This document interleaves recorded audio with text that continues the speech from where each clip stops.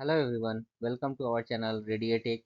तो हमारा जो मॉक टेस्ट सीरीज चल रहा है, radiotherapy, radiology, medical physics, nuclear medicine, examination में पूछे जाने वाले एमसीक्यू क्वेश्चंस का आज है मॉक टेस्ट सीरीज 8, जिसमें कि हम लोग देखेंगे रेडिएशन फिजिक्स का पार्ट 3। तो बिना किसी देरी के स्टार्ट करते हैं।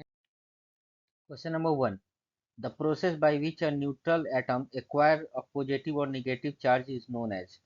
जो एटम जो होता है इलेक्ट्रिकली न्यूट्रल होता है, ठीक है, तो उसमें जो पॉजिटिव और निगेटिव चार्ज जब एक्वायर करेगा उस प्रोसेस को हम लोग क्या बोलते हैं। ऑप्शन है हमारे पास: ए एक्साइटेशन, बी आयोनाइजेशन, सी एलईटी, डी ब्रैकपिक। तो इसका सही आंसर क्या होगा?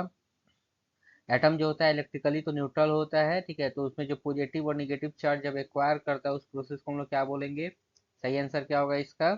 Option B ionisation. आयोनाइजेशन क्या होता है? It is a process by which an atom or molecules acquire a negative और positive charge, ठीक है, by gaining or losing electrons। ठीक है, जब इलेक्ट्रॉन जो होते हैं एटम में, तो जब वो लूज करेंगे तो क्या होगा, एटम जो होगा वो पॉजिटिवली चार्ज हो जाएगा, ठीक है, और जब गेन करेंगे इलेक्ट्रॉन्स, ठीक है, तो एटम जो होगा वो निगेटिव चार्ज एटम होगा। ठीक है, ऐसे जो एटम जो होता है वो न्यूट्रल होता है। ठीक है, तो आयनाइजेशन क्या कहलाता है? आयनाइजेशन कहलाता है जब एटम या मॉलिक्यूल्स एक्वायर करता है पॉजिटिव चार्ज और निगेटिव चार्ज, ठीक है, तो उस प्रोसेस को हम लोग क्या बोलते हैं? आयोनाइजेशन। ठीक है। Question number 2, which of the following is the formula of HBl। HBl का फॉर्मूला क्या है इन ऑप्शन में से? ऑप्शन है हमारे पास: A HBl equal to 0.693 by mu, B HBl equal to 0.693 into mu, C HBl equal to 0.693 by t half, D HBl equal to 0.693 by lambda. HBl मतलब half value layer. Half value layer का formula क्या होता है? सही answer क्या होगा इसका? Option A HBl equal to 0.693 by mu. Mu क्या है यहाँ पे? Attenuation coefficient. HBl क्या होता है? HBl जो होता है, it is a thickness of materials that absorb or attenuate 50% of incident radiation. ठीक है, जो आने वाली रेडिएशन है उसको एब्जॉर्ब करके वो 50% ही पास होने देता है। ठीक है, इंटेंसिटी उसकी जो होगी, अगर इनकमिंग जो रेडिएशन होंगे, जो प्राइमरी रेडिएशन बीम है उसकी 100% है, तो इस एब्जॉर्बर के बाद से, इस मटेरियल के बाद से वो 50% होगा, तो उसको हम लोग क्या बोलते हैं? HBl। HBl का मतलब the thickness of a material that absorb or attenuate 50% or the half.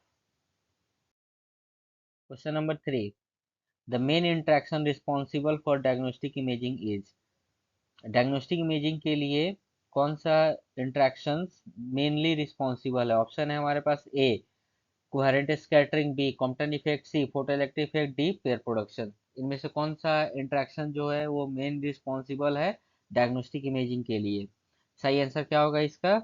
Option C photo electric effect. ठीक है, तो फोटो इलेक्ट्रिक इफेक्ट जो होता है वो मेनली रिस्पॉन्सिबल होता है डायग्नोस्टिक इमेजिंग में। ठीक है, तो फोटो इलेक्ट्रिक इफेक्ट क्या होता है? When photon interact with a metals, ठीक, और मटेरियल्स, ठीक है, इट इमिट्स इलेक्ट्रॉन्स। यानी कि इनकमिंग क्या होगा? एक्सरे। और आउटगोइंग क्या होगा? आउटगोइंग डेट मीन्स जब इंटरेक्ट करेगा फोटॉन्स, ठीक है, तो उसके बाद क्या होगा? ठीक है, तो क्या होगा? इलेक्ट्रॉन्स इमिट होगा, जिसको कि हम लोग अगर इलेक्ट्रॉन भी बोलते हैं। फिर कैरेक्टरिस्टिक्स एक्सरे होगा। ठीक है, और इसकी जो डिपेंडेंसी है वो किस पे होगी? It is directly proportional to z cube. Z मतलब कि एटॉमिक नंबर, और इन्वर्सली प्रोपोर्शनल होता है फोटोन एनर्जी यानी कि ई क्यूब के। ठीक है, तो ये होता है फोटो इलेक्ट्रिक इफेक्ट। ठीक है, जो कि मेन इंटरेक्शन रिस्पॉन्सिबल होता है डायग्नोस्टिक इमेजिंग में। Question number 4, in which of the following types of interaction does a photon interact with an atom's electrons as if it were a free electrons? In option में से किस interaction में जब photon interact करेगा atom से, ठीक है, तो वहाँ पे जो इलेक्ट्रॉन्स होंगे वो अपने बाउंड को रिलीज करेंगे। ठीक है, ऑप्शन है हमारे पास: A coherent scattering, B photo electric effect, C Compton effect, D pair production. किस टाइप के इंटरेक्शन में जब फोटोन इंटरेक्ट करेगा एटम से तो इलेक्ट्रॉन्स जो होगा वहाँ पे वो अपना बाउंडिंग रिलीज करेगा। सही आंसर क्या होगा इसका? Option C Compton effect. ठीक है, कॉम्पटन इफेक्ट में क्या होता है? तो जब भी फोटोन जब हिट करता है आउटर मोस्ट सेल को, ठीक है, इलेक्ट्रॉन्स को, ठीक है, जो इलेक्ट्रॉन्स यहाँ पे हैं, जब उसको हिट करता है फोटोन, तो वो रिलीज करता है लूजली बाउंड इलेक्ट्रॉन्स को, ठीक है, फ्रॉम द आउटर सेल्स। तो इसको हम लोग क्या बोलते हैं, कॉम्पटन इफेक्ट या Compton scattering. Question number 5, which of the following material will attenuate more of an incoming photon beam in Compton interaction? इनमें से कौन मटेरियल में, ठीक है, यानी कि किस मटेरियल में जो होगा एटुनुएशन ज़्यादा होगा इनकमिंग फोटॉन्स का इन कॉम्पटन इंट्रैक्शन? ऑप्शन है हमारे पास, ए bone, B soft tissue, C hydrogen, D water. इसका सही आंसर क्या होगा? Option C hydrogen. हाइड्रोजन में क्या होगा, ज़्यादा एटुनुएशन होगा, ठीक है, फोटॉन्स का, जो इनकमिंग फोटॉन होंगे उसके ज़्यादा एटुनुएशन होगा in Compton interaction. Question number 6, for pair production to take places, the threshold energy of the incident photon must be। Photon की जो थ्रेशोल्ड एनर्जी है वो कितनी होती है पेयर प्रोडक्शन में? ऑप्शन है हमारे पास, A equal to 0.51 MeV, B greater than 1.02 MeV, C greater than 2.04 MeV, D less than 1.02 MeV। कितनी मिनिमम एनर्जी, दैट मीन्स जो थ्रेशोल्ड एनर्जी है वो रिक्वायर होती है पेयर प्रोडक्शन के लिए? सही आंसर क्या होगा इसका? Option B greater than 1.02 MeV। इतनी जो है वो मिनिमम एनर्जी चाहिए, ठीक है, this is the threshold energy to happen pair production. ठीक है, पेयर प्रोडक्शन क्या होता है? तो जब फोटॉन्स जो होगा वो इंटरेक्ट करेगा electric field of an atoms nucleus, ठीक है, एटम के न्यूक्लियस की जो इलेक्ट्रिक फील्ड है, जब फोटोन से इंटरेक्ट करेगा तो फोटोन क्या होगा, डिसअपियर हो जाएगा completely, it will be disappear, ठीक है, फोटोन जो होगा वो कंप्लीटली डिसअपियर हो जाएगा और वहां से एक पोजिस्ट्रॉन और इलेक्ट्रॉन क्रिएट हो जाएगा। तो इसको हम लोग बोलते हैं pair production. That means pair production is the process where a high energy photon is converted into electrons and positron. Question number 7, in a photon undergoes a Compton scattering event with an orbital electron by direct hit। Compton scattering में जो photon है, ठीक है, वो जब orbital electrons पे direct hit करता है तो क्या होगा? ऑप्शन है हमारे पास, A no energy is transfer to the electron, B the electron will receive maximum energy and the scattered photon will leave with the minimum energy, C a photon with energy of 0.511 MeV will be created, D the interaction is only possible with incoming photons of energy up to 50 keV यानी kilo electron volt. क्या होगा इसका सही answer? क्या होगा जब photon जो है वो कॉम्पटन स्कैटरिंग में जब ऑर्बिटल इलेक्ट्रॉन्स पे डायरेक्ट हिट करता है तो क्या होगा, उस इवेंट में क्या होगा? तो सही आंसर होगा इसका option B the electron will receive maximum energy and the scattered photon will leave the with the minimum energy. Question number 8, the rate of kinetic energy loss per unit path length of charge particle is. Charge particle का जो kinetic energy है वो loss हो रहा है per unit path length या per unit length पे, ठीक है, तो उसको हम लोग क्या बोलते हैं? ऑप्शन है हमारे पास, A mass stopping power, B stopping power, C LET, D activity. क्या बोलते हैं जब काइनेटिक एनर्जी जो हो वो पर यूनिट पाथ पे, जब चार्ज पार्टिकल की जो काइनेटिक एनर्जी हो पर यूनिट पाथ पे या पर यूनिट पाथ लेंथ पे रिड्यूस हो रही है या लॉस हो रही है, तो उसको हम लोग बोलते हैं option B stopping power. Question number 9, stopping power caused by ionization interaction for charge particle. Stopping power कैसे क्या होता है, ठीक है, कैसे कॉज्ड होता है आयोनाइजेशन इंटरेक्शन में फॉर चार्ज पार्टिकल? ऑप्शन है हमारे पास, A inversely proportional to the square of particle charge and proportional to the square of its velocity, B proportional to the square of the particle charge and inversely proportional to the square of its velocity, c independent of the particle charge and its velocity, d as the particle slow down its rate of energy loss decreases and so does the ionization to the medium। इसका सही answer क्या होगा? Stopping power कैसे caused होता है? ये caused होता है आयोनाइजेशन इंट्रैक्शन में फॉर चार्ज पार्टिकल। सही आंसर क्या होगा इसका? Option B proportional to the square of the particle charge and inversely proportional to the square of its velocity. Proportional that means directly proportional to the square of the particle charge के directly proportional होगा इसके square के, और inversely proportional होगा square of its velocity. Question number 10, radium 226 decay to radon 222 by which decay? किस decay के अंदर जो रेडियम है वो डिके होता है रेडॉन में? ऑप्शन है हमारे पास A beta minus decay, B alpha decay, C gamma decay, D both है ए एंड सी। यानी कि option D that means beta minus and gamma decay. सही आंसर क्या होगा इसका? Option B alpha decay. Alpha decay होता है तो क्या होता है, रेडियम जो होता है वो रेडॉन बनता है। कैसे होता है देखिए, alpha decay that means helium decay. ठीक है, अल्फा डिके का मतलब क्या हो गया, हीलियम डिके। मीन्स रेडियम कितना है, एटॉमिक नंबर इसका 88 है और मास नंबर कितना है 226 है। ठीक है, तो एटॉमिक नंबर में 2 रिड्यूस होगा और मास नंबर में 4 रिड्यूस होगा, तो वो क्या है, हीलियम है। ठीक है, तो क्या बन जाएगा, रेडॉन। रेडियम में से जब हम लोग उसके एटॉमिक नंबर में से 2 और मास नंबर में से 4 जब हम लोग रिड्यूस कर देंगे यानी डिके होगा, यानी हीलियम डिके होगा, तो क्या बनेगा, रेडॉन।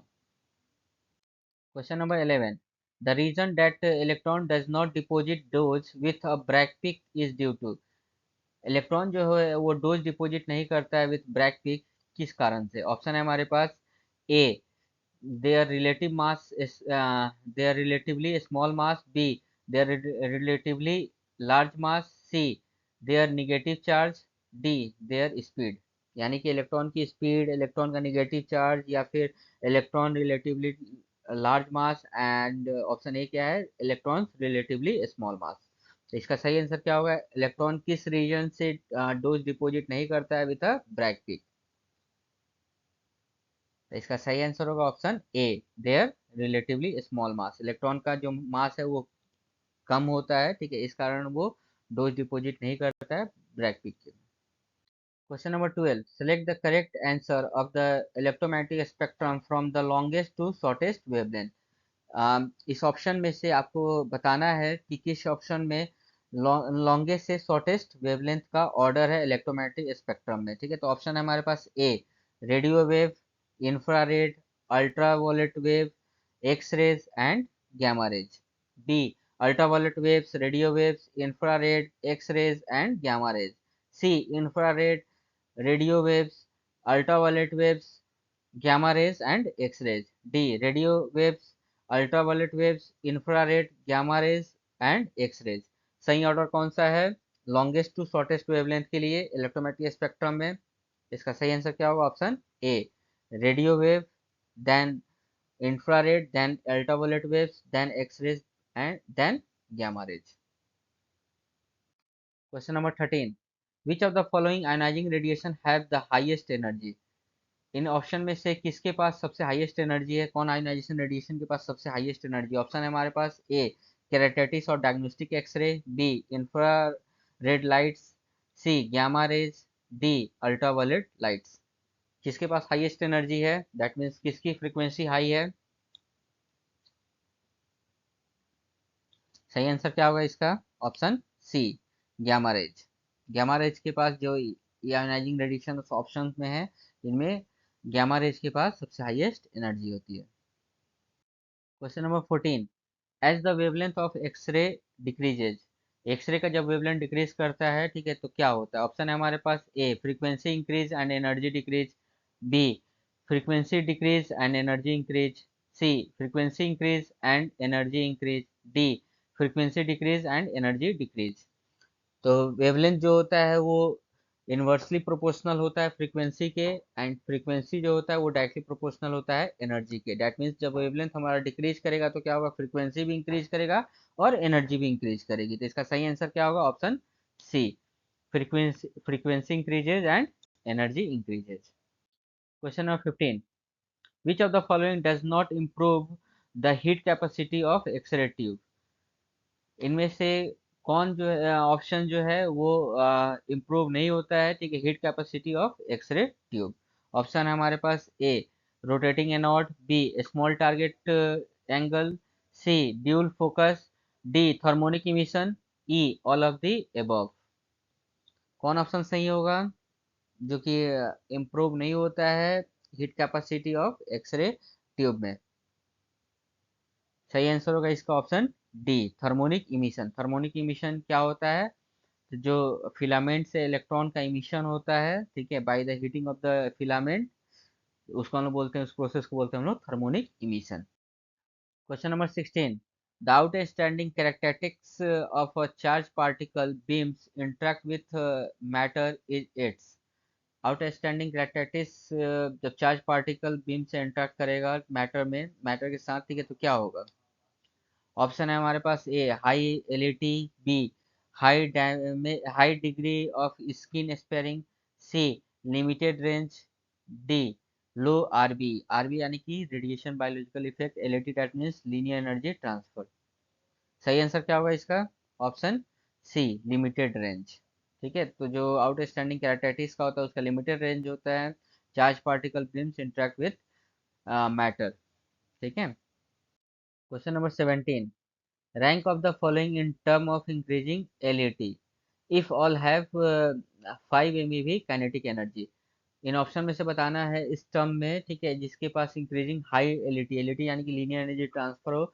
अगर हम देखेंगे कि सारे में 5 MeV mega electron volt kinetic energy हो, तो इसमें सही ऑर्डर कौन सा होगा? Option A neutron alphas electrons, B alphas electron neutron, C electron neutron alphas, D neutron alphas neutrons. सही आंसर क्या होगा इसका? Option C electron neutron and alphas. ये रैंक है, ठीक है, यानी कि ऑर्डर्ड है, ठीक है, जो कि एलईडी के टर्म में अगर सबके पास 5 MeV काइनेटिक एनर्जी हो तो। Question number 18, the purpose of x ray tube filament found in and x-ray circuit. X-ray circuit में एक्सरे ट्यूब फिलामेंट का क्या पर्पस है? ऑप्शन है हमारे पास, A allow the current to flow in one direction only, B increase और decrease voltage, C create thermionic emission, D measure the time of exposure, E measure tube current. इन option में से कौन सा ऑप्शन सही होगा? एक्सरे ट्यूब फिलामेंट का क्या काम है एक्सरे सर्किट में, या क्या पर्पस है एक्सरे ट्यूब फिलामेंट का फाउंड इन एक्सरे सर्किट? सही आंसर होगा इसका option C create thermionic emission. ठीक है, एक्सरे ट्यूब फिलामेंट जो होता है वो, एक्सरे ट्यूब में जो फिलामेंट होते हैं वो क्या होता है? थर्मोनिक इमिशन क्रिएट करता है, यानी थर्मोनिक इमिशन वो प्रोसेस होता है जिसमें कि वो इलेक्ट्रॉन का इमिशन करता है by the heating of that filament. ठीक है, जब फिलामेंट पे हम लोग इलेक्ट्रिकल सप्लाई देते हैं तो वो क्या होता है? इलेक्ट्रॉन वहाँ से जनरेट होता है, ठीक है, तो उसको हम लोग बोलते हैं, उस प्रोसेस को बोलते हैं हम लोग थर्मोनिक इमिशन। ठीक है, तो एक्सरे सर्किट में एक्सरे ट्यूब फिलामेंट का क्या पर्पस है? To create thermionic emission. Question number 19, for a poly energetic x ray beam first half value layer. Poly energetic x ray beam के लिए फर्स्ट हाफ वैल्यू लेयर क्या होता है? ऑप्शन है हमारे पास, A is greater than the second, B decrease as kV increase, C is dependent on intrinsic and added filtration, D is independent of the type of rectification used। Poly energetic x ray beam में first half value layer किसके लिए होता है? क्या purpose है या क्या होता है? इसका सही आंसर होगा option C is dependent on intrinsic and added filtration. Question number 20, the quality of an X-ray beam cannot be characterized only in the term of peak kV because the beam with the same kV may have different।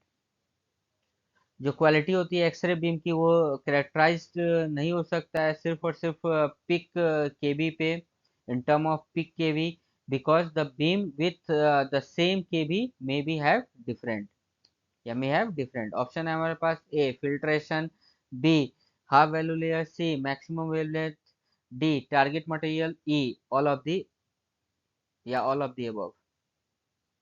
सही answer क्या होगा इसका? Option E all of these. ठीक है, यानी कि filtration, half value layer, maximum wavelength and target material, इसके answer सारे होंगे। ठीक है, जो क्वालिटी होगी एक्सरे बीम की वो can not be characterize only in term of peak kV because beam with the same kV may have different filtration, half value layer, maximum wavelength and target material. Okay, thank you so much for watching. मिलते हैं हम लोग next video में।